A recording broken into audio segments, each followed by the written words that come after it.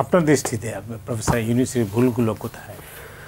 ভুলের জায়গায় আসবো, তার আগে একটা জিনিস একটু স্পষ্ট করা দরকার। আমরা 1 বছরের সামনে এসে আমরা হিসাব মিলাচ্ছি এবং আমরা হতাশ হচ্ছি। হতাশার একটা খুব বড় কারণ, আসলে আমরা হতাশ সবাই কম বেশি আছে, কিন্তু কতটুকু বেশি হতাশ হবো কতটুকু কম হবে এটা ডিপেন্ড করে আমরা কতটুকু এক্সপেক্ট করেছিলাম সেটার উপরে। আমরা যারা অনেক বেশি এক্সপেক্ট করেছি তারা বেশি হতাশ হয়েছি, আমরা যারা কম এক্সপেক্ট করেছি তারা কম হতাশ হয়েছি। আমি দ্বিতীয় দলে, আমি খুবই কম এক্সপেক্ট করেছি। আচ্ছা, সুতরাং আমার হতাশা কম। এবং আমি 5 আগস্টের পরবর্তীতে ভীষণ ইমোশনাল সময়েও টিভি টক শোতে, এবং তখন ঢাকায় বিভিন্ন জায়গায় প্রচুর আলোচনা সভা হতো, প্রোগ্রাম হতো। আমার ক্লিয়ারলি মনে পড়ে বাংলা একাডেমিতে, ঢাকা ইউনিভার্সিটিতে অনেকগুলো প্রোগ্রামে আমি বক্তা ছিলাম। তখনও চেষ্টা করেছি মানুষের এক্সপেকটেশন, তখনও কিন্তু আমাদের সমস্যা শুরু হয়নি, তখনও বলেছিলাম এক্সপেকটেশন কমিয়ে রাখতে হবে, নাহলে আমরা হতাশ হব। আমি কেন সেটা বলতাম, সেটার সাথে এখনকার সময়টা মেলাতে পারবো। মানে আমরা ধরে নিয়েছিলাম আমরা শেখ হাসিনাকে পতন ঘটিয়েছি, এবং শেখ হাসিনা যা যা করেছেন সেগুলো প্রত্যেকটা আমরা ঘৃণা করতাম, এটা তো সত্য। এবং আমরা চেয়েছিলাম, আমরা মনে করেছি পরদিন থেকেই বাংলাদেশ খুব সিগনিফিক্যান্টলি তার উল্টো পথে হাঁটা শুরু করবে, কিন্তু এভাবে আসলে এটা কাজ করে না। এটা হলো আমাদের এক্সপেকটেশন। কিন্তু আমরা যদি পৃথিবীর ইতিহাস দেখি, আমরা যদি এ ধরনের গণ অভ্যুত্থান পরবর্তী সমাজগুলো দেখি, ধরুন সাম্প্রতিক সময়ে একই রকম বাংলাদেশে যে গণ অভ্যুত্থানটা হয়েছে এটা হুবহু তিউনিসিয়ার সাথে মেলে। আমি ইভেন গত 2-3 বছর থেকে কয়েকটা জায়গায় লিখেছি, বলেছি যে বাংলাদেশে একটা তিউনিসিয়া মডেলের গণ অভ্যুত্থান হবে। ওখানে কি হয়েছিল, একজন রাস্তার হকার, তাকে অন্যায়ভাবে তুলে দেওয়া হয়েছে, তার জিনিসপত্র ফেরত দেননি, তিনি গায়ে আগুন লাগিয়ে সুইসাইড করেন। এবং সেই প্রতিবাদ হতে হতে বেন আলীর বিরুদ্ধে দীর্ঘদিন মানুষের যে ক্ষোভ ছিল, এক একজনের ক্ষোভ কিন্তু এক এক কারণে, উইচ ইজ ভেরি ইম্পর্টেন্ট। এটা মনোলিথিক না, এটা যেহেতু কোনো দল কোনো ম্যানিফেস্টো দিয়ে করেনি, সবাই নেমে গেল, রাজনৈতিক দলও ছিল, অন্যান্যরাও ছিল, পতন হলো।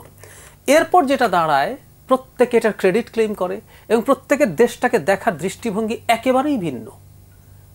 তখন এই সংকটগুলো শুরু হয়। আচ্ছা, সুতরাং আমরা কমন গোলেই নামিয়েছি। কমন গোল একটা ছিল, শেখ হাসিনার পতন।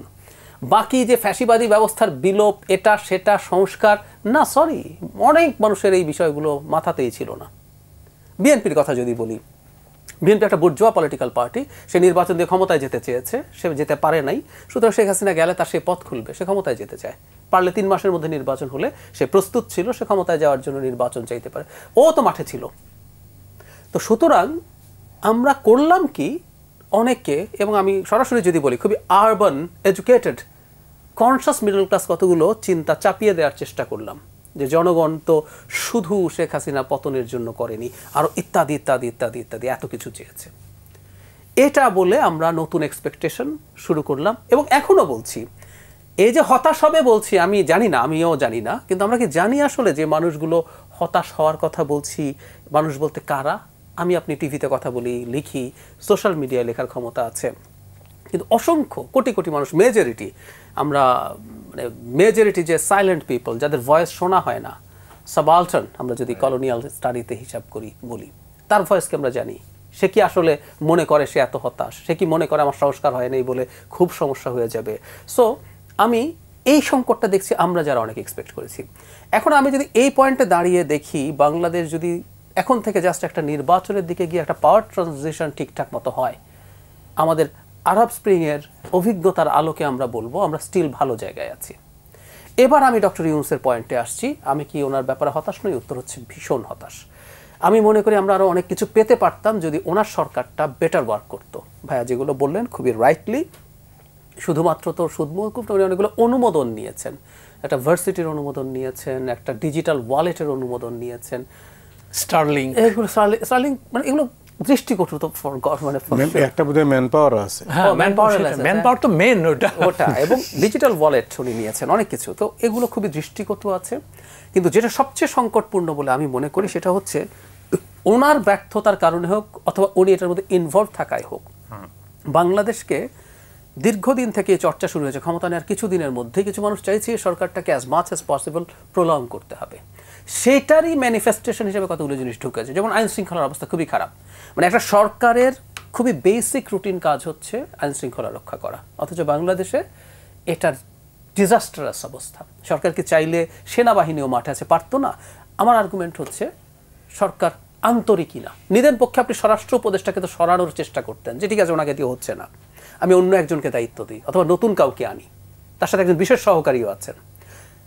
অথচ ব্যাপারগুলো কিছুই আমরা তার জায়গা থেকে দেখিনি। সুতরাং তার ব্যর্থতার কারণে আমাদের অনেক সংকট হয়েছে, তার ব্যর্থতার কারণে আমাদের দলগুলোর মধ্যে কনফ্লিক্ট অনেক বেড়েছে, এবং তার সংকটের কারণে তার সরকারের কিছু কিছু মানুষ সরকারের মধ্যে থাকা এবং সরকারে থাকা কিছু মানুষ বাইরে কিছু মানুষের সাথে যোগসাজশের মাধ্যমে এই সরকারকে যত সম্ভব বাড়িয়ে দেওয়া যায় সেই আপনি বলতে যাচ্ছেন সরকারের ভেতরে সরকার? অবশ্যই সরকারের ভেতরে কয়টা সরকার আছে সেটা প্রশ্ন, মানে অন্তত একটা খুবই আলাদা পাওয়ারফুল সরকার আছে, এটা আমরা বলতেই পারি। আমরা দেখতে পাই যে কিছু কিছু মানুষ এমন সব এজেন্ডা নিয়ে আসছেন, কিছু কিছু মানুষ হঠাৎ করে এসে সারা জীবন দেশেও ছিলেন না, এত পাওয়ারফুল হয়ে গেলেন যে তাকে ডিফ্যাক্টো ডেপুটি চিফ অ্যাডভাইজার মনে হয়। তিনি একাধারে রোহিঙ্গা বিষয়ক হাই রিপ্রেজেন্টেটিভ, তখনই উনি মন্ত্রী, এরপর চিফ ন্যাশনাল সিকিউরিটি অ্যাডভাইজার পদ তৈরি করা হলো, তাকে ডিফেন্স মিনিস্ট্রিতে দেওয়া হলো, এবং এসে উনি নতুন নতুন সব ইস্যু সামনে আনলেন যেগুলোর কোনো প্রয়োজন ছিল না, এবং এই আলাপগুলো আছে আসলে এবং ভ্যালিড কারণেই আছে। তো এই পরিস্থিতি যখন তৈরি হচ্ছে আমরা তাকে টাফ কোনো সিদ্ধান্ত নিতে দেখছি না, এবং এই কারণে আমাদের এই ভীতি। আমি এখন ওনার ব্যক্তিগত কি করেছেন, কি সমস্যা করেছেন, আমার আসলে আর আমারও আরও যতটুকু এক্সপেকটেশন ছিল ওটুকুরও দরকার নেই। আমরা এখন এমন এক জায়গায় এসে পৌঁছেছি, এইভাবে যদি বলি, অনেক সময় হয় হসপিটালে একটা রোগী এসে হাজির হয়েছে, তার হয়তো ঠিকঠাক মতো সময় ট্রিটমেন্ট হলে তার অনেক কিছু করা যেত, কিন্তু আমরা এখন এমন জায়গায় এসেছি আমাদের খুব এমার্জেন্সি একটা জায়গায় লিস্ট একটা ইলেকশন করে যদি ডেমোক্রেটিক ট্রান্সফরমেশন করে যেতে পারি, এটা যদি করে যেতে পারে দ্যাট ইজ ফাইন, এর বেশি কিছু আসলে আমি এখন আর এই পর্যায়ে দাঁড়িয়ে আর এক্সপেক্ট করছি না। মানুষ তো হতাশ হওয়ার পরে একটা কথাই বলছে, এটা আপনি শুনেছেন নিশ্চয়ই, যে পেলাম মানে চাইলাম ডেমোক্রেসি আর পেলাম মবক্রেসি। একদম তাই, এবং খুব অবিশ্বাস্য ব্যাপার, বাংলাদেশে যারা ডেমোক্রেসি চান, আপনি যদি ডেমোক্রেসি চান, ইলেকশন মানেই ডেমোক্রেসি না, কিন্তু ইলেকশন ছাড়া ডেমোক্রেসি হয় না। কিন্তু বাংলাদেশে এখন ইলেকশন চাওয়ার মতো রিস্কি কোনো কথা হতে পারে না। আপনি যখন ইলেকশন চাইছেন আপনি কারো না কারো এজেন্ট হয়ে পড়ছেন, আপনাকে এভাবে স্টিগমাটাইজ করা হচ্ছে, সত্যিকার অর্থেই করা হচ্ছে। এবং একই রকম শেখ হাসিনার মতো প্রবণতা, যেমন শেখ হাসিনার সময় নির্বাচনকে ম্যানিপুলেট করার জন্য উনি পেছাতে চান, ম্যানিপুলেট করতে চেয়েছেন, এই জন্য বলছে ভালো নির্বাচন জরুরি না, আমি তো উন্নয়ন দিচ্ছি তোমাকে। একই রকমভাবে একটা শব্দ এখন আমাদের সামনে এসে হাজির হয়েছে, সংস্কার। নির্বাচন পেছানোর জন্য সংস্কার একটা উন্নয়নের মতো শব্দে পরিণত হচ্ছে কিনা এই আওয়াজগুলো আছে। এবং ডক্টর ইউনূসের, আমি যদি আন্তরিকতার প্রশ্ন রেখেও বলি, উনি খুবই বাজে অ্যাডমিনিস্ট্রেটর। মানে এটা হতে পারতো ওনাকে আমরা যদি সফটভাবে ছাড় দিয়েও বলে যে প্রসেসের সাথে উনি জড়িত নন, কিন্তু দিনের শেষে উনি তো এটা পূর্ণ দায়িত্বপ্রাপ্ত ব্যক্তি, ওনার তো অ্যাডমিনিস্ট্রেটর হওয়া দরকার ছিল, যেখানে যেখানে প্রয়োজন কঠোর হওয়া দরকার ছিল, কিন্তু উনি আসলে একেবারেই কঠোর হতে পারেননি, এবং এই ব্যর্থতার দায়ভার চূড়ান্তভাবে তাকে নিতে হবে। এটুকু বলে শেষ করি, জনাব নুরুল কবিরের সাথে একটা ইন্টারভিউ ওনার হয়েছিল, ব্যর্থতা নিয়ে বলছিল, বলে অন্যরা কি ব্যর্থ হবে, আমি তো নিজেই পারছি না, নিজেই শিখছি। এবং ফাইনালি উনি বলছেন আমরা কাজ করছি, যেটা লেগে যায় লেগে যায়, না লেগে আমাদের কপাল খারাপ,